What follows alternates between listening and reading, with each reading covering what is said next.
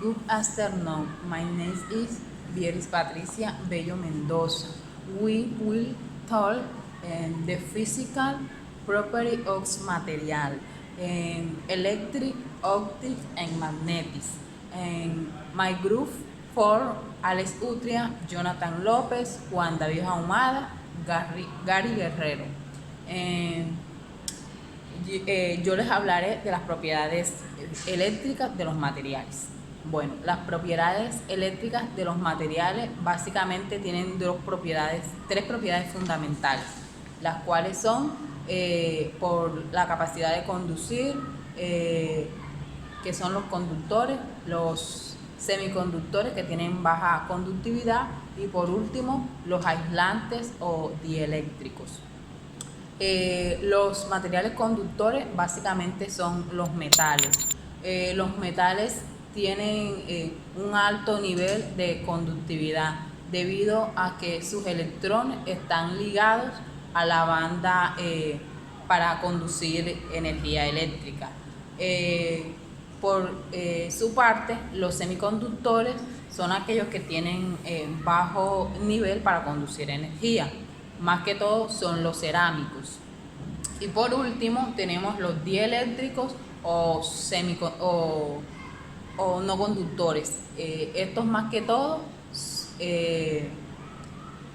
son aquellos que sus electrones están fuertemente ligados al núcleo, por esto tienen un bajo nivel para conducir energía eléctrica.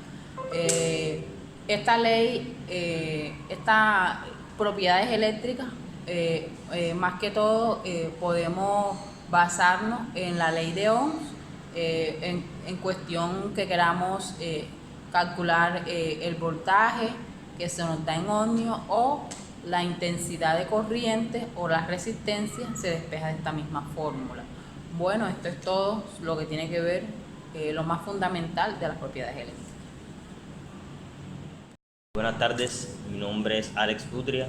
El día de hoy voy a hablar sobre las propiedades ópticas de los materiales. Para hablar sobre estas propiedades hay que responder a varias preguntas. Por ejemplo, ¿qué pasa cuando la luz brilla sobre los materiales? ¿Por qué los materiales tienen colores característicos?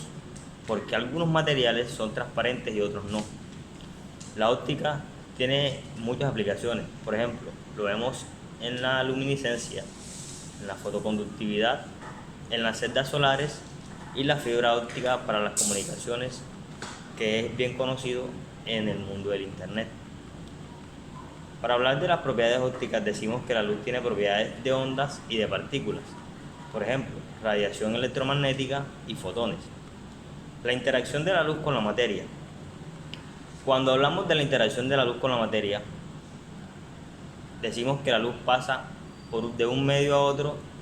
Cuando pasa de un medio a otro pueden ocurrir varios fenómenos. Por ejemplo, parte de la luz se absorbe, parte de la luz se refleja. Dentro de los materiales pueden existir los materiales transparentes que transmiten la mayor parte de la luz y tienen poca absorción y reflexión. Los materiales translúcidos, en donde la luz se transmite difusamente, la luz es dispersa en el interior de estos materiales.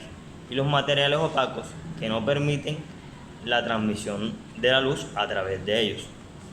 La interacción atómica y electrónica.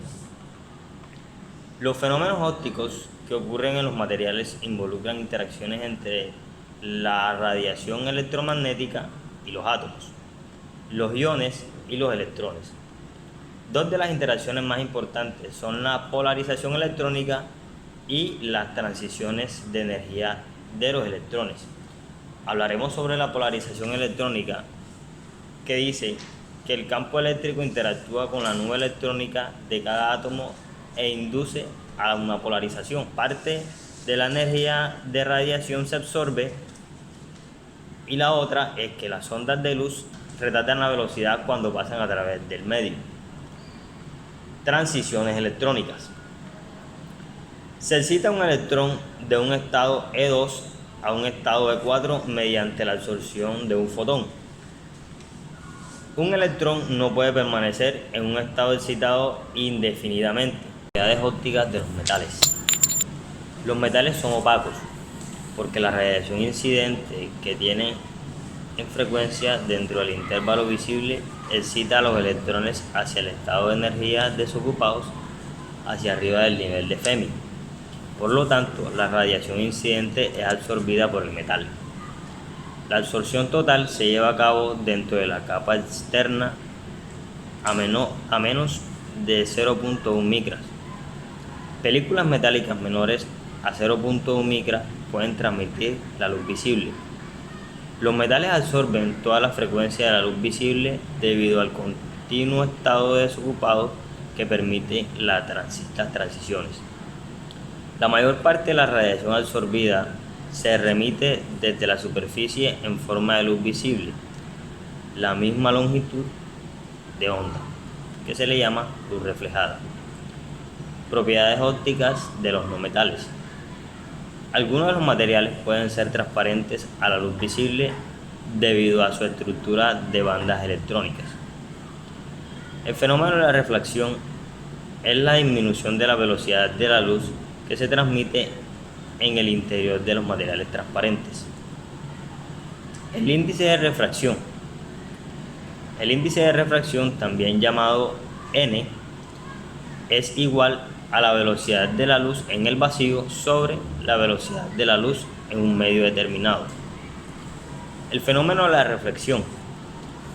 Cuando la luz pasa por un medio a otro que tiene diferente índice de refracción, parte de la luz se dispersa en la interfaz. Se le conoce también como la reflectividad. Dispersión. En materiales policristalinos o semicristalinos. En los materiales semicristalinos, la densidad de los cristales es mayor que en los materiales amorfos. La velocidad de la luz es menor. Causa que la luz se disperse. Puede causar pérdidas significativas de luz. El color de los dos metales viene determinado por la suma de las frecuencias de la luz transmitida y la luz retransmitida de las transiciones de los electrones. La luminiscencia. Cuando hablamos de luminiscencia, decimos que ocurre una emisión de luz por un material. El material absorbe luz de una frecuencia y emite a otra frecuencia menor. Por ejemplo, en los juguetes que brillan en la oscuridad se cargan exponiéndolos a la luz y estos remiten durante un tiempo determinado, llamado fosforescencia.